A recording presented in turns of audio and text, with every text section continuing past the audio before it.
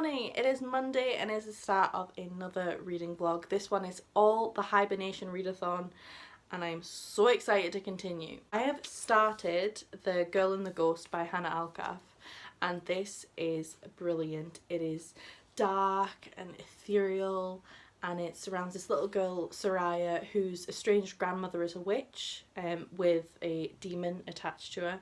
I think it's a palisade, I think that was the name for it. So when her grandmother passes away, the demon has to go to somebody who's a blood relation. Her mother doesn't have a lot of like magic to her, so the demon actually binds itself to Soraya, and Soraya is this precious little being who is treated really badly by every kid in school just because she likes to imagine things, and she's got this sunny kind of bright disposition about her, and she always looks for the best in the world, and so she really contrasts with this dark demon who pretty much made people's lives a misery when he was with her grandmother. So at the moment it's about Soraya finding a new friend, and it's about Pink. She renamed it Pink. It's about Pink becoming a bit more human really, and feeling things as opposed to acting on instinct. So this is really, really good. I'm enjoying it so far and I can't wait to continue. But first, I have to go across the road. Our postie left one of those little "sorry you weren't in" and he has put the parcel in at the neighbour who hates us because we have cats. She likes to feed the birds and the seagulls. So I have to go and collect that. We work from home, but I think I must have been on the phone because I didn't hear the doorbell ring. So wish me luck.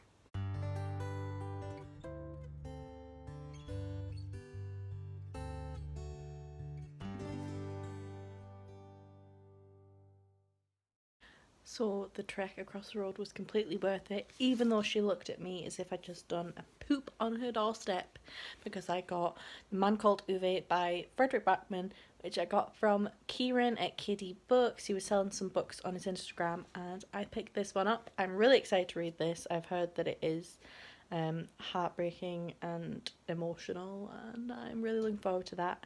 I've also got Beartown by Frederick Backman, but again I've not read that one either.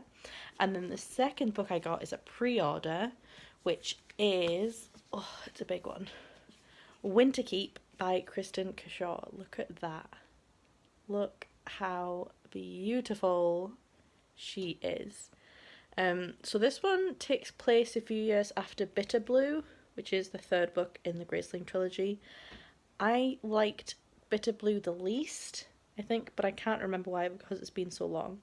But I think it's about land which has been discovered just near the continent, and like the city is called Winterkeep, but there's like something weird going on, like ships keep disappearing, so I'm looking forward to this one. But I am going to reread the Graceling trilogy and I think I might vlog it.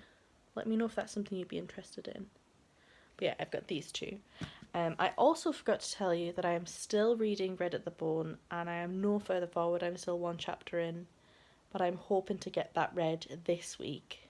I do have quite a few books to read, so I've got Read at the Bone, I've got Mr. Lover Man by Bernardine Evaristo, and The Girl and the Ghost. I was going to read those two for the Hibearnation readathon, but I also have to reread The House on the Cerulean Sea by TJ Klune for my own personal book club that I've got with some friends, and I've got to get that all done this week. So I really need to knuckle down and do some reading.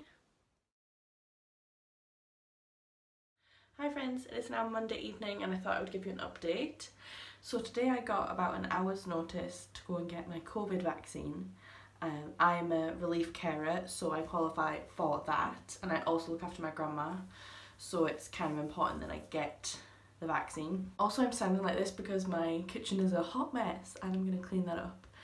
So they said that just the usual, like, first couple of days might be a bit sore where it was put, and like maybe a little fever, but nothing major, so that's fine. I have already had a fever dream. I just woke up from a nap. I didn't have the fever, just the dream. You know, the kind where you are locked in a staircase and the only way to get out is to throw your captors out of a window. If I told you that is one of the more normal of my dreams, I tend to have very weird, vivid dreams. But anyway, I'm awake, I'm going to clean my kitchen, and I'm going to download the audiobook of Mr. Loverman so that I can get that started. I think it's available on Scribd. And yeah, we will tidy this house and we will vaccinate ourselves.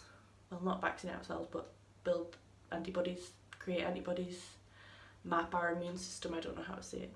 We'll be healthy.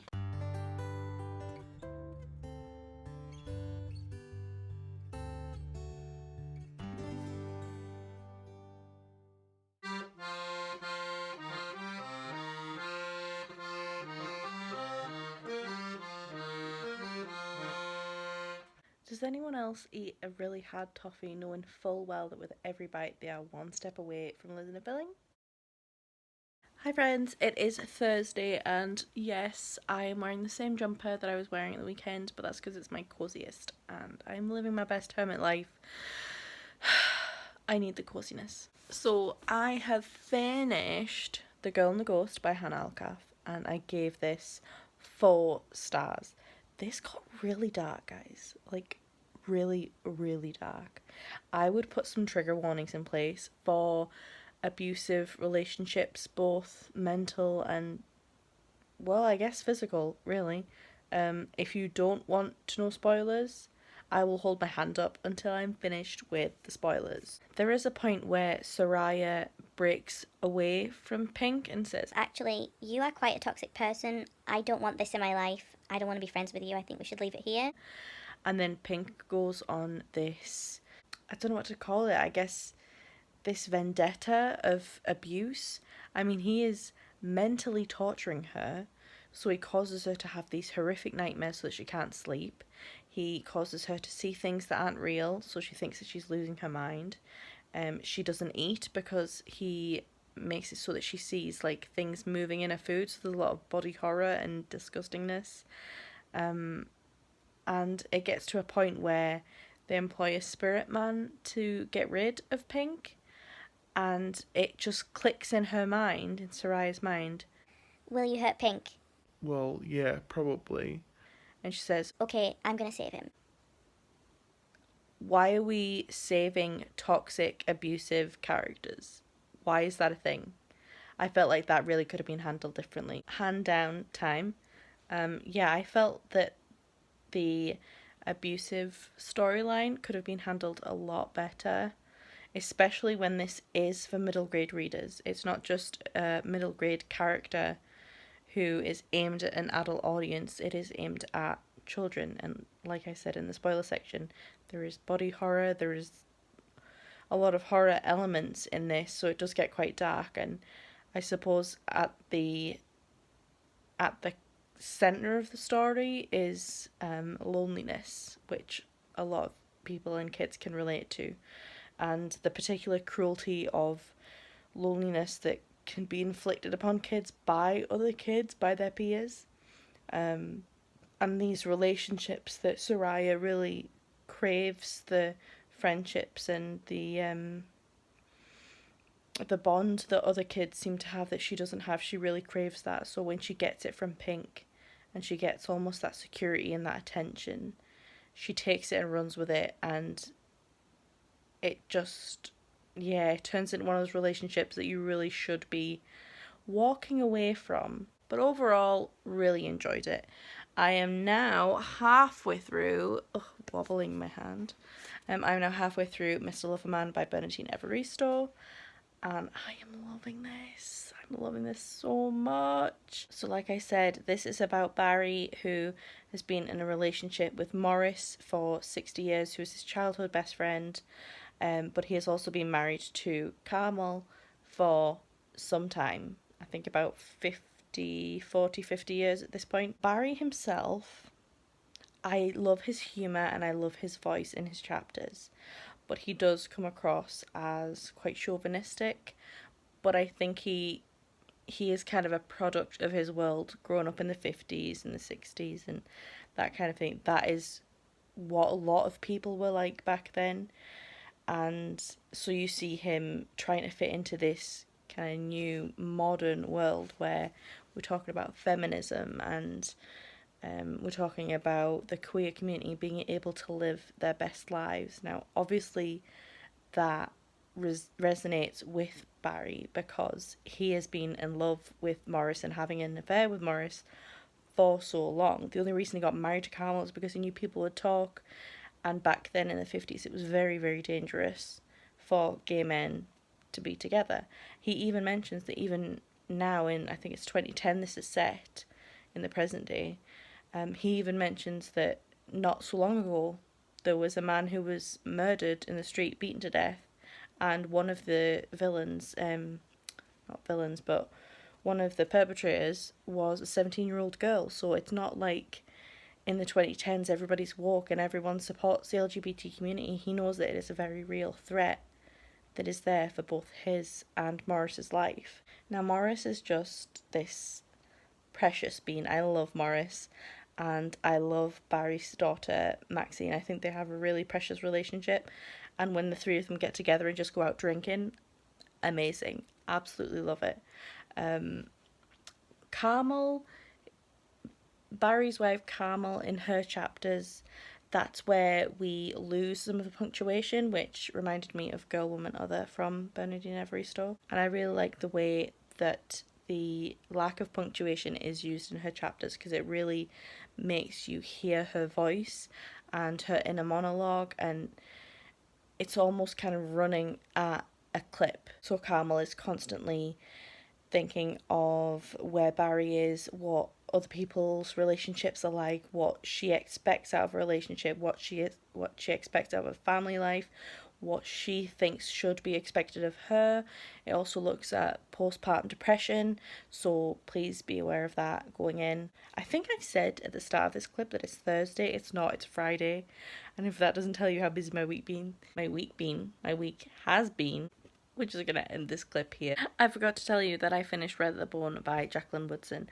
I gave this 4 stars again, and this is definitely the week of reading dark and emotional stories. This one was a belter. I think I mentioned this one in last week's vlog, where it is a coming of age party for a girl called Melody, who is 16 years old, and the very opening chapter looks at the competitive and difficult relationship that Melody has with her mother, who had her at 15, so her own mother didn't get to have this coming of age ceremony.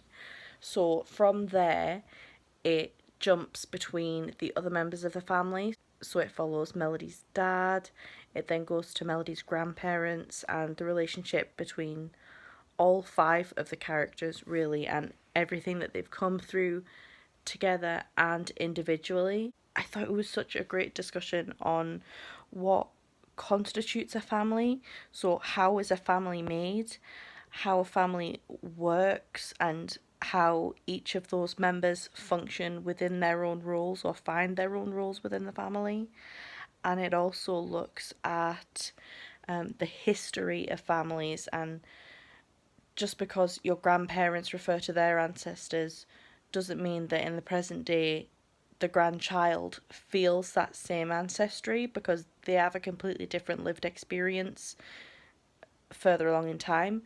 So I thought that was really, really fascinating, and I liked how it was handled. It's very hard-hitting, very emotional. I'm so glad I read it. So glad I read it. And I'll definitely be looking out for more of Jacqueline Woodson's work. I'm going to go through her back catalogue because she has a ton of outstanding books already, so I'm going to read some of those, pick some up, but I'm going to finish this clip again. The next time you see me, I will have finished another book. I'm just trying out all different angles for this vlog, but I've finished the week. It is Sunday, and I have finished the Hibearnation readathon, and I have finished my batch of books for the week. So let's round off the books I finished. I have finished Miss a Lover Man by Bernardine Evaristo, and I gave this 4 stars. I thought it was brilliant, and it was a great look at marriage and the fact that sometimes people just aren't meant to be together. And if you want to wait until you're 74 to do something that makes you happy, or you are worried about being alone or trying something new when you're older, you don't need to worry. Like, if you want to make yourself happy, you need to go and find your joy, and that was just brilliant. I also liked that towards the end it really fleshed out some of the other characters. So it fleshed out Carmel, who is Barry's wife. It fleshed out Donna, who is his daughter, and it really allowed you to deep dive into those characters and into the reasoning behind their actions and the way that they have been created, and it really allowed them to kind of resonate, really. So I thought that was excellent. And I also read A House in the Cerulean Sea. This was a reread for my book club that I have with some friends, and I gave it 5 stars again. I just love this cast of characters. I love Linus, I love Arthur, I love the kids, and it was really fun seeing what everybody else thought of it. So pretty much everyone said that they loved it. Some of them hadn't read a fantasy before, or they don't tend to pick up fantasies, and they still enjoyed it, and it was definitely something that a lot of people could get something out of. So it looks at acceptance, it looks at racism and xenophobia and homophobia and all of these things, but it never comes across as preachy, which I think is why I love it so much, is because it has these really strong messages and themes woven throughout, but at no point do you feel like TJ Klune is like, this is the right thing to do, make sure you do this, and this is how people should act, and like, it is very real and true to the human experience. I think I love it so much. I love it so much. So I think that means I read 4 books this week. Yeah, and I had a great reading week. I read 3 4-star books and 1 5-star, which is amazing. Oh, this is why I love this Hibearnation readathon, because I always seem to pick up some great books. But anyway, it is the end of a month, the start of a new and shorter one. We have plenty of snow coming apparently, and I can't wait to start already. I'm feeling really positive about this month, especially considering last week I was a bit down in the dumps. I'm feeling really positive, and reading is definitely giving me that escapism that I need. If you took part in this readathon, please let me know down below, and if you've read any of these books or you're interested in any of these books, let me know as well, and we can have a chat about them and we can recommend books to each other. It'd be great. I have loads on my shelves, but there's